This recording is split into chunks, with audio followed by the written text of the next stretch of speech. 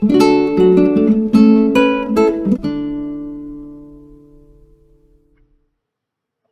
to Chemistry Travels. Previously, we've been looking into the several things that we could possibly do after completing our MSc and while we're searching for our PhD positions. And today, let's look into how we can actually find a PhD position abroad. So, the methods or the steps that I'm going to discuss today are the ones that is used by almost everyone in finding a PhD position abroad. But just in case you are new to these application processes, or maybe you are just about to start your applications but do not have much idea on how to go about with it, then I hope this would help you. So the first case is when a position is available, that is the research group or the professor would have a PhD opening and we are applying for that particular project. So in this case, it is a specific project that we are applying to, which would be for a fixed period of time like 3 to 4 years, and it would be fully funded. But how do we come to know about such positions? So first thing is, the universities or the research groups would have their web pages where they would update on such positions. So we can go through their website and in particular search their career sections or job sections and see about the various openings they are holding currently and apply for them accordingly. Okay. But there are hundreds of universities in this world and it would be a very tedious process to go through all their websites every single week to keep a track of the new openings that are coming up, right?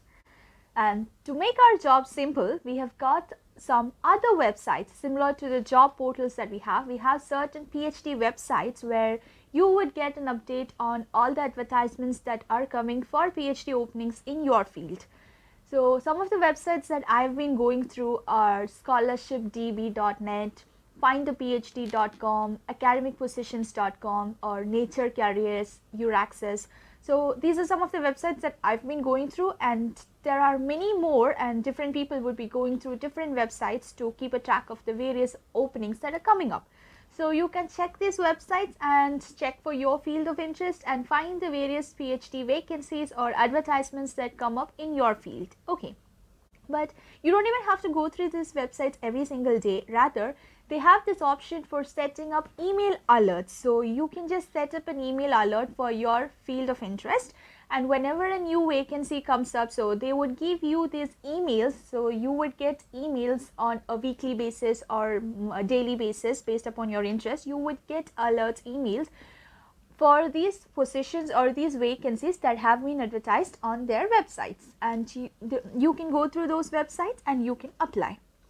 And another thing apart from these websites would be your social medias, making use of your social medias like Facebook, for example. There would be several groups in these social medias which you can be part of, and there would be groups for PhD students, and PhD related groups would be there where you would get, people would post on these advertisements. So people would post about the several openings that are available in several labs across the world, and you can go through the post, and whenever you come across something that you find interesting, you can try applying. Okay.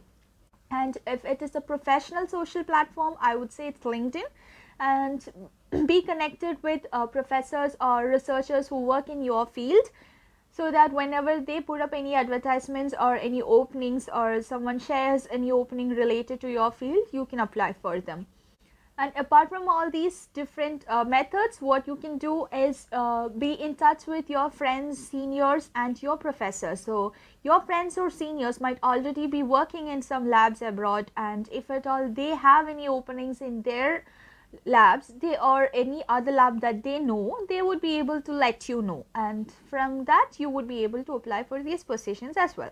So this is the case one where you are having a position, and through these various methods you get to know about this open position and you are applying for that particular vacancy. And the next case is when you haven't come across any advertisements, or you do not know if they have any vacant positions.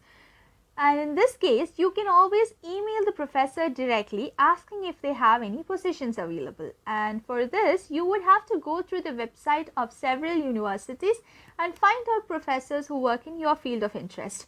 Their mail IDs would be available on these websites, so you can just mail them directly telling that you're interested in their works and would like to be a part of their research group, and ask them if they have any positions available. So if in case they have any positions or they are in need of students, they'll reply back to your mails. Okay. But again, as I already told, there are so many universities in this world, and in the initial days we wouldn't even know the names of different universities from different countries. Then how do we know which website to go through, or what are the different universities that you should try? So for this, I'll tell you what I've been doing. So there's something called QS World Ranking. So you can just search in Google for QS World Ranking, and you will get websites where this QS World Ranking would give a list of all the universities in the world based upon ranking. So it is not the ranking part that we are interested in. We are just interested in to get the list of universities that are available in this world. So from this QS World Ranking, I used to get the names of all the universities, different universities that are available, so that I can go through their websites. And on this QS World Ranking website, you can actually select, find the names of these universities country wise. So I can select a particular country, and then the list of all universities in that country would come up. So I can just, for example, if I select Australia, the list of universities in Australia would come up. So I have the list of the names of different universities from Australia. So I go through the websites of all these universities in Australia and find professors who work in my field. I mail them.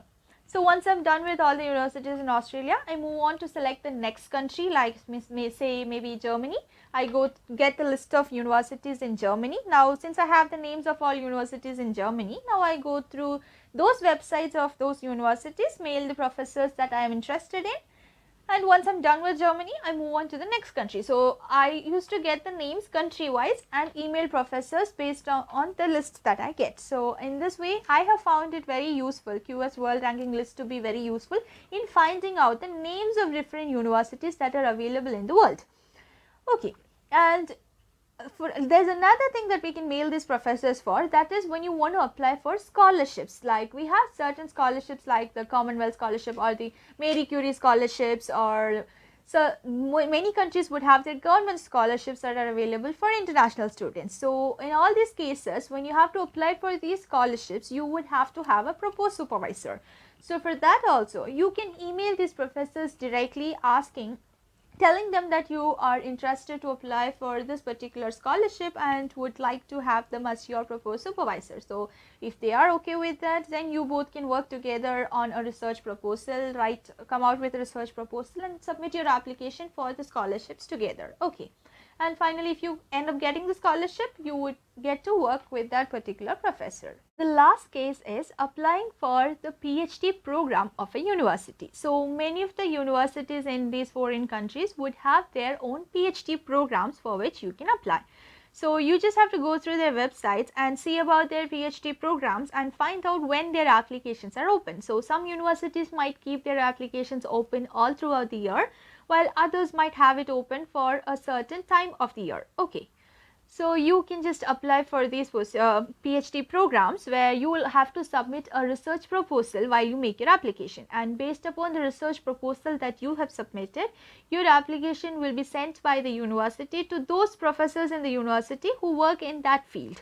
And if at all anyone is interested in you or interested in your application, then you may end up getting a position there. And these universities also have their own university scholarships for PhD students, for which you can again apply.